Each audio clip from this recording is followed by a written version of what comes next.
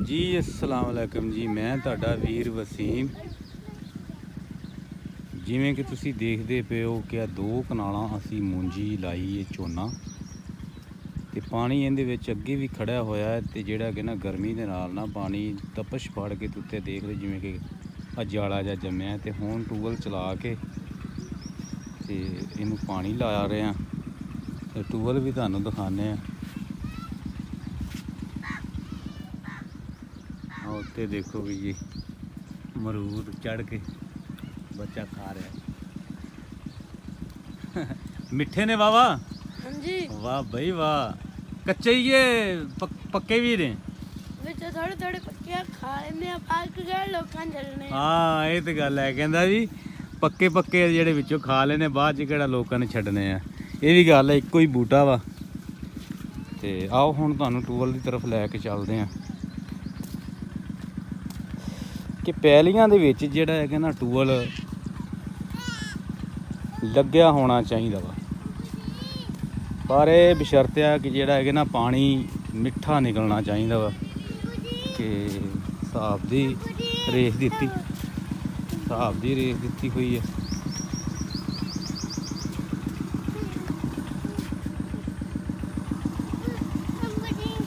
ਪਾਣੀ ਝੋਨੇ ਨੂੰ ਤਕਰੀਬਨ ਬਸ ਪੂਰਾ ਹੋਣ ਵਾਲਾ, ਇਹਨੂੰ ਕਰ ਦੇਣਾ ਅਸੀਂ ਬੰਦ।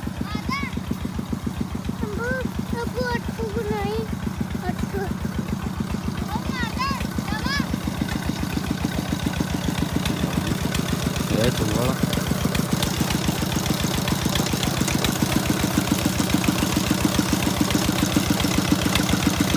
ਬੜੀ ਰੇਤ ਕੱਢਦਾ ਸੀਗਾ, ਹੁਣ ਜਾ ਕੇ ਚੈੱਕ ਹੋਇਆ ਦੇਖੋ ਟਿੱਬਾਂ ਦੇ ਟੇਬਲ ਲੱਗੇ ਆ ਰੇਤ ਦੇ। ਐ ਨਵਾਂ ਭਾਈ ਪਾਣੀ ਬਹੁਤ ਉੱਤੇ ਆ ਗਿਆ।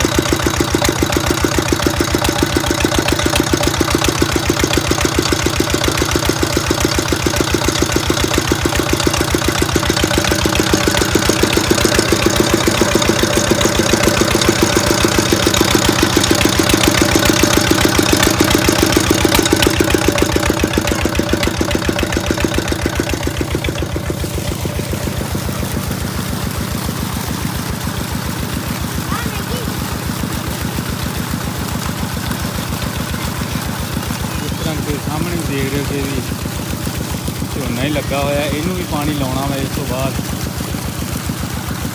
ਪਾਣੀ ਖੁਸ਼ਕ ਹੋ ਗਿਆ ਗਰਮੀ ਦੇ ਨਾਲ।